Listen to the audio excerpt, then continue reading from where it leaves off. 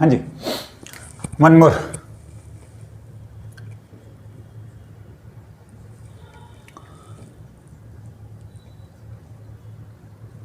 A block is placed on a rough inclined plane. हाँ, having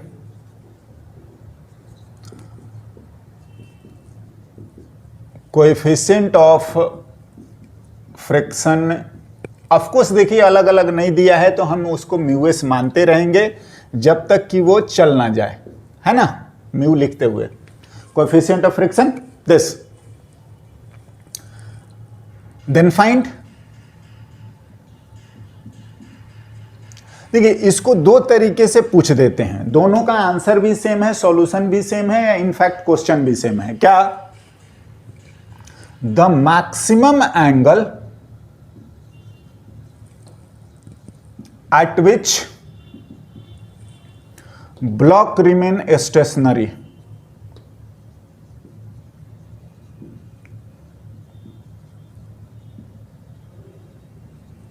हाँ जी, दूसरा the minimum angle, ये the maximum angle, the minimum angle at which block start moving।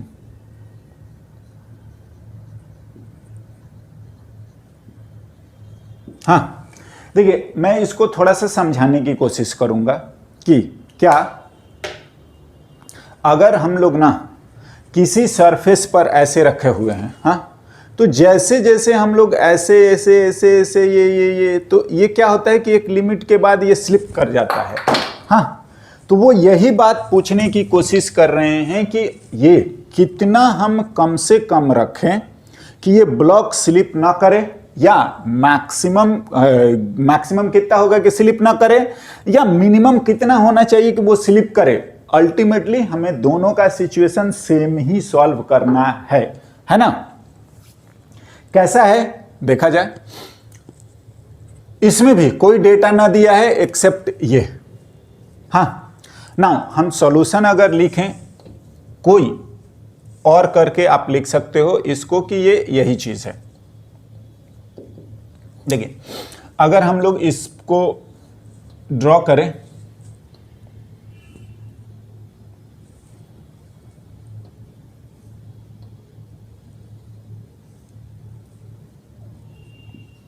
मास है, angle theta है,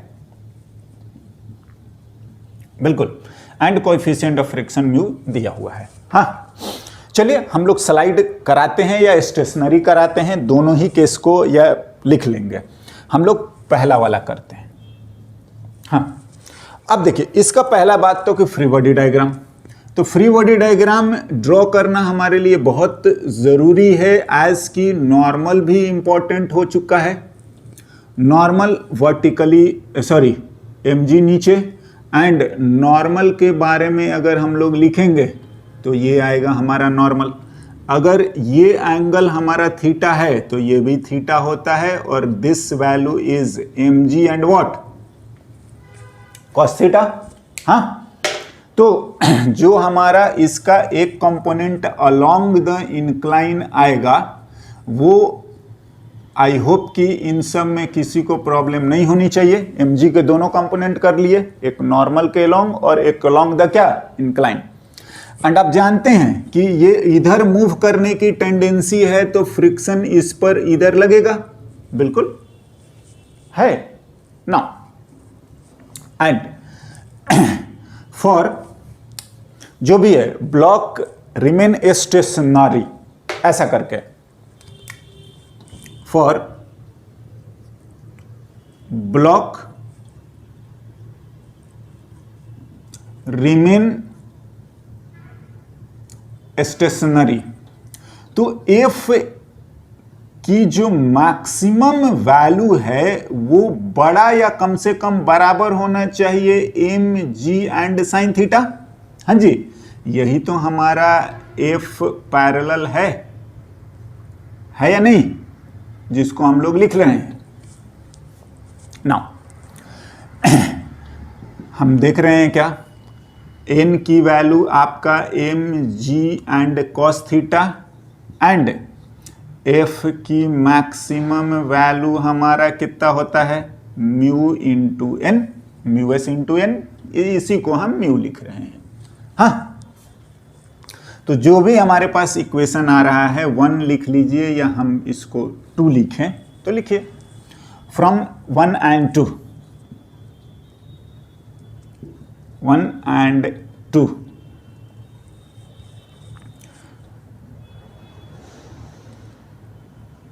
F maximum S जो है वो आपका म्यू इंटू एन है, जो कि mu m g and cos theta है। हाँ जी, बिल्कुल बड़ा या बराबर होना चाहिए m g and what sine theta. यहां से हाँ कोई दिक्कत नहीं होना चाहिए, एम जी से एम जी कैंसल। म्यू जो है बड़ा या बराबर होना चाहिए sine theta by cos theta, and यहां से आ गया tan थीटा जो है ऐसा म्यू,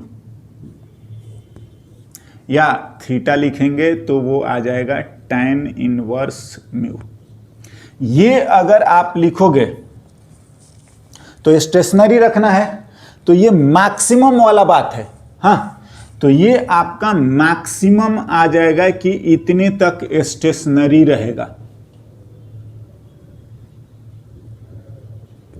हाँ जी, सिमिलरली यही बात लिखोगे कि यही बात मिनिमम हो जाएगा किसके लिए, मूव करने के लिए।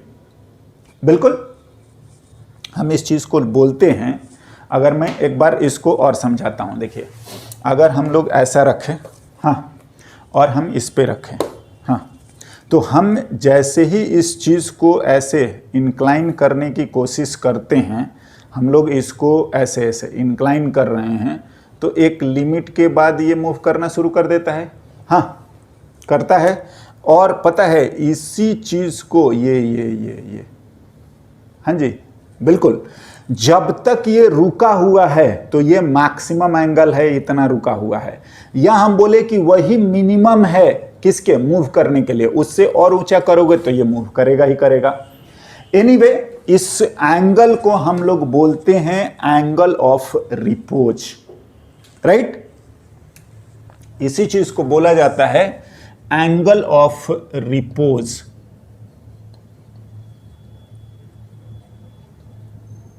और यही है आपका tan थीटा जो है म्यू होना चाहिए। हाँ, और थीटा की वैल्यू जो है वो ऐसे भी लिख सकते हैं, tan इनवर्स म्यू। बिल्कुल, इन दोनों का आंसर यही है। आई होप कोई दिक्कत नहीं होनी चाहिए। नाउ हम इससे रिलेटेड कुछ और भी बातें लिख सकते हैं, या अगर मैं बोलूं, लिखता हूं मैं एक question.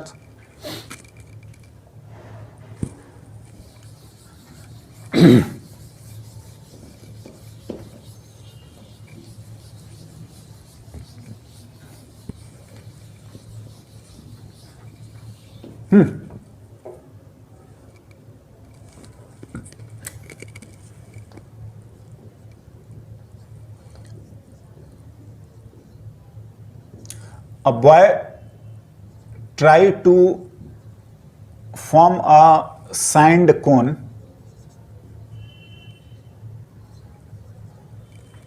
on a wooden base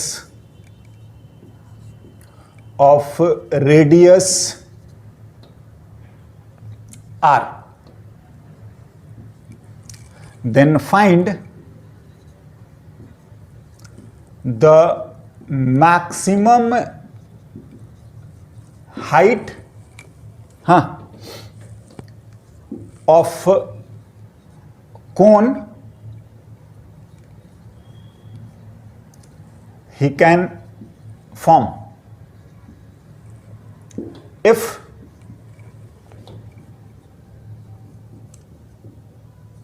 coefficient of friction between the sand particle is mu। हाँ, ये कहीं से फ्रिक्शन का सवाल है, ये हमें समझ में आना चाहिए या नहीं आ रहा है तो आप इसको समझिए कि बिल्कुल जो मैंने समझाया है या जो बात कर रहे हैं, जो हमने लिखा है, ये सेम सवाल है। कैसे देखते हैं। देखिए, एज इन अगर हम बात करें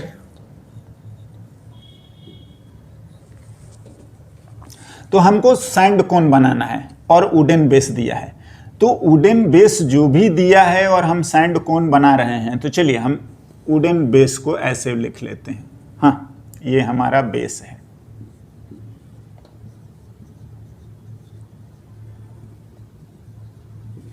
इस पे हम लोगों ने रखना शुरू करा। हाँ, इस तरीके से हम लोग रखेंगे। तो आप इन टोटल समझिए कि ये रखते रखते रखते रखते ये कहां तक रख पाएंगे। मतलब ये है कि मैक्सिमम हाइट जो जाएगा वो, अगर हम इसको H मैक्स बोलें, तो ये मेरा थीटा जो होना चाहिए वो थीटा मैक्सिमम सैंड पार्टिकल एक दूसरे पर कब तक टिका रहेगा? जब तक कि ये वैल्यू जो थीटा है वो tan theta, the maximum angle eight विच, हाँ जी समझ रहे हैं, ऐसे ऐसे बढ़ाते जाएंगे तो ये आपका थीटा भी बढ़ता जाएगा। तो ये कितने मैक्सिमम एंगल पर टिका रहेगा? Maximum angle eight which sand particle remain stationery, eight which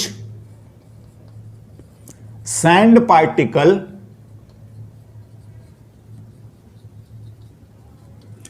remain stationery is, क्या आता है? यही tan थीटा। हाँ जी बिल्कुल, और लिख लीजिए।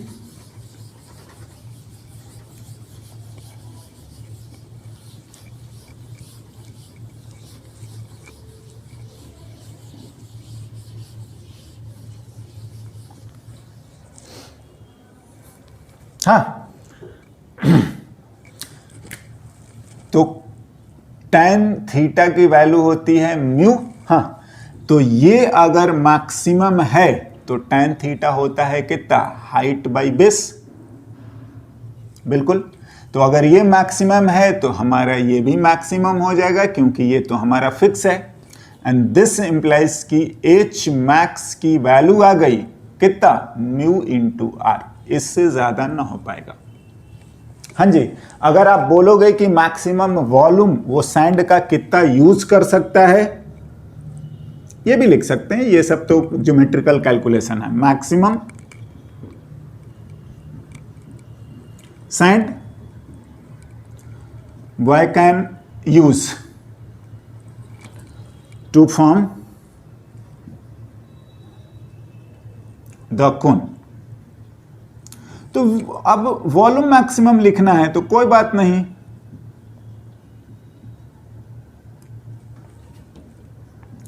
r²h, तो आप इसको मैक्सिमम कर दीजिए और कोई चेंज नहीं होनी। हाँ, और अगर आप लिखेंगे तो ये भी कई बार पूछा जा चुका है। हाँ जी, और मैक्सिमम वॉल्यूम हमारा ये आ गया, राइट? म्यू।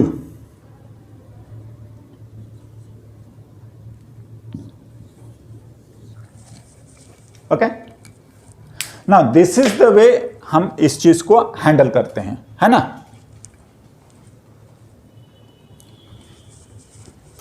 अब देखिए,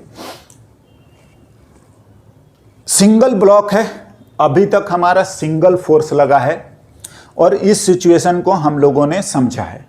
क्या है, अगर ब्लॉक सिंगल ही है, अभी हम लोगों ने सिंगल ब्लॉक ही हैंडल करे हैं, अगर उस पे फोर्स मल्टीपल लगे तो हम क्या करेंगे, उसका भी हम बात करते हैं।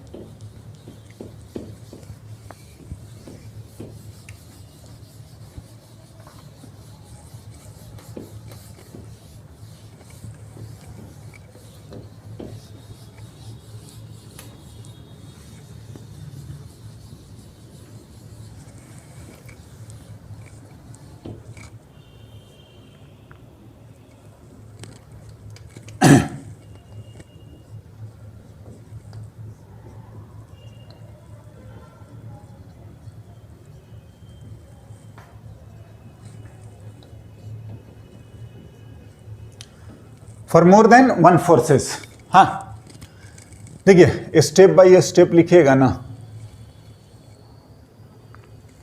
ड्रॉ लिख देता हूं,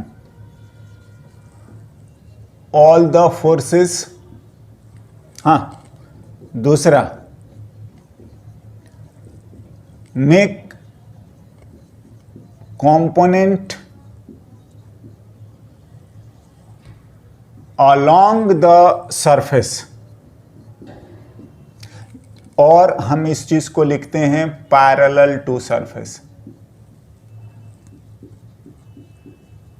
पैरेलल टू सरफेस। इसमें अगर इंक्लूड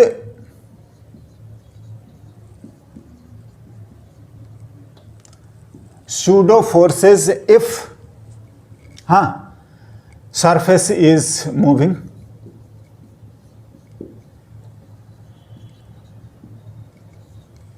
बिल्कुल जिस सरफेस पे रखा है अगर वो मूव कर रहा है तो सूडो फोर्स को भी आप इंक्लूड करेंगे।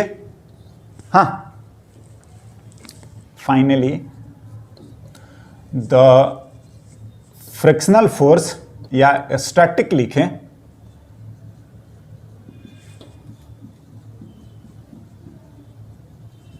इनफैक्ट स्टैटिक होना कोई जरूरी नहीं है, फ्रिक्शनल फोर्स ही जो होता है ना, the frictional force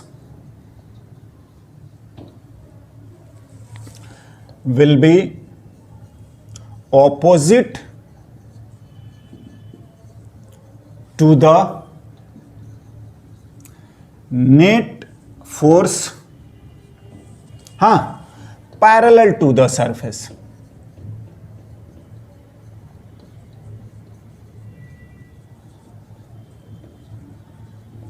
simple, right?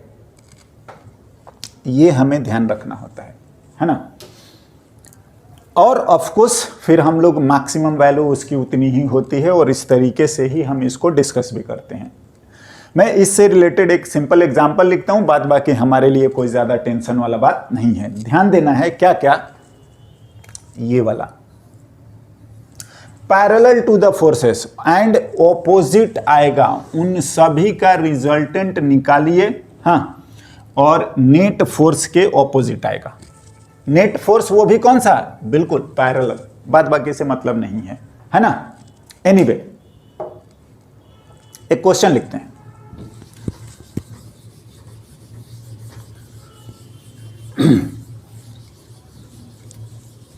देखिए कई बार क्या होता है कि म्यू एस और म्यू के अलग अलग ना दिया रहता है, म्यू दे देता है, तो आप रुका हुआ है तो आप उसको स्टैटिक मान लीजिए, चलने लगा तो काइनेटिक मान लीजिए। अगर अलग अलग दिया है तो दोनों का अलग अलग यूज करिए, नहीं तो उसी म्यू को दोनों के लिए यूज करिए। मैं ये एक क्वेश्चन लिख रहा हूं, हाँ जी। A block of mass 5 kg is placed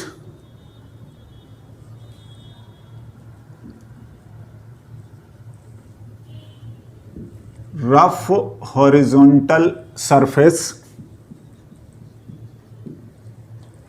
having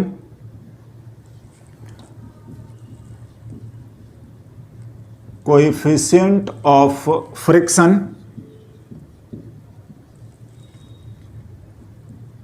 देखिए अगर आपको ऐसा दिया रहेगा तो म्यू एस भी इतना ही लेना और म्यू के भी इतना ही लेना। अगर अलग अलग दिया है तब तो हम समझ चुके हैं कि अलग अलग लेंगे, नहीं तो यही लेते रहिएगा, ठीक है ना।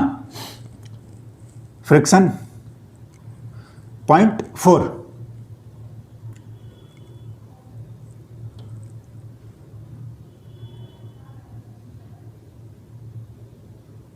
a force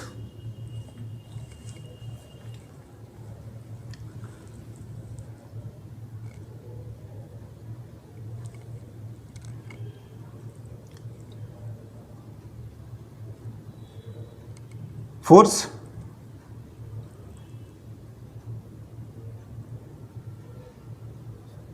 12 Newton act towards east and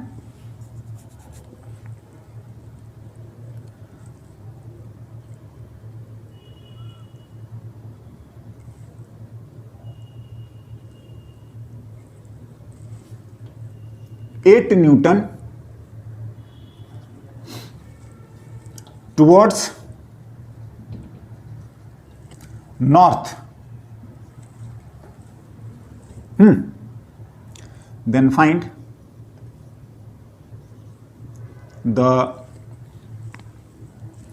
magnitude and direction of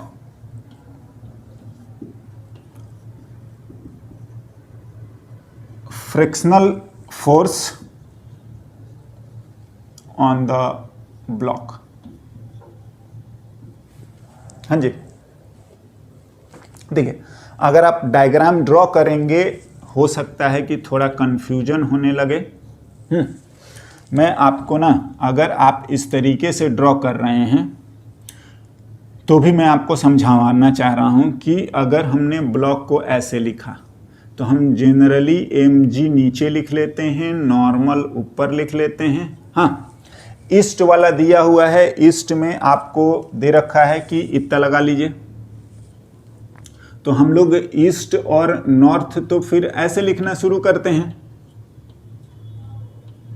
हाँ जी, तो एक फोर्स दिया है 12 न्यूटन, इधर दे दिया है और इधर दे दिया है 8 न्यूटन। तो अगर आप यहां पर लिखेंगे तो हो जाएगा गड़बड़। क्या, इस चीज को देखिए, पहले हम ना क्या करेंगे कि इसका टॉप व्यू निकालते हैं। मैं क्या बोल रहा हूं कि जो नेट फोर्स लग रहा है वो ये है। हाँ, तो एफ नेट पहले लिखेंगे तो वो 12 है आई कैप प्लस 8 जे कैप। हाँ, और इसकी वैल्यू लिखोगे तो वो 12 का स्क्वायर प्लस 8 का स्क्वायर ये आएगा, जो भी आ रहा है। एंड एंगल जो होगा वो ये वाला होगा, थीटा। हाँ, तो आप इसकी वैल्यू चेक कर लीजिए कि कितना है। समझ रहे हैं? देखते हैं।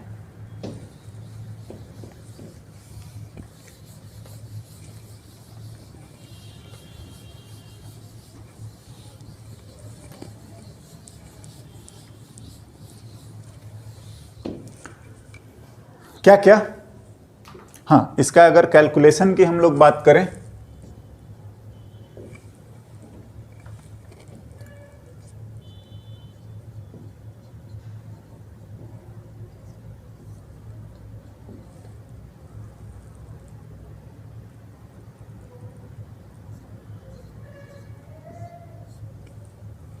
हाँ जी, एंड एफ की maximum value mu into n, normal आपका mg के बराबर है, दैट इज 5g। यहाँ पर ये आ रहा है 0.4 इंटू 5 इंटू जी एंड ये 20 न्यूटन। ऑफकोर्स ये जो है ये बड़ा है आपका एफ नेट, जो भी आ रहा है ये एफ नेट, एंड ये पैरेलल ही है सरफेस के, बिल्कुल। तो ये बड़ा होने का मतलब ये हो गया कि अब आपका जो फ्रिक्शन आएगा वो एफ एक्सटर्नल के बराबर ही आएगा। कौन सा? पैरेलल के। और वो यही आएगा बिल्कुल किधर? जस्ट इसके ऑपोजिट। ये अगर एंगल लिखना है आप ये एंगल लिख सकते हैं। हाँ जी, चाहें तो देखिए, अगर डायग्राम में यहीं पर ड्रॉ करने की कोशिश करूँ ना, तो देखो, अगर आप इसको बोल रहे हो कि ये हमारा ईस्ट है, तो नॉर्थ पता है ये आपका 90 डिग्री पर ये जाने लगेगा नॉर्थ। ये जो है नॉर्थ, और नेट रिजल्टेंट फोर्स जो है वो ये दिख रहा है F।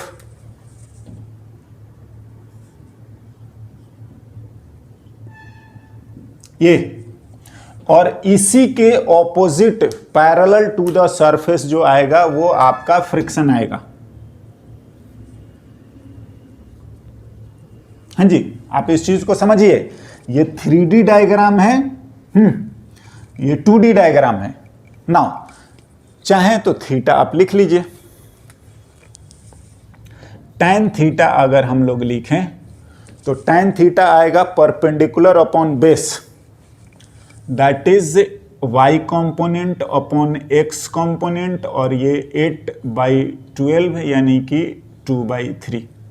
बिल्कुल, थीटा की वैल्यू हम लोग tan इनवर्स 2/3 भी लिख सकते हैं। देखिए, फोर्स को कितना लिखना चाहिए और कैसे लिखना चाहिए फ्रिक्शनल को देख लीजिए। फ्रिक्शनल स्टैटिक होगा क्योंकि ये छोटा है ना? हाँ,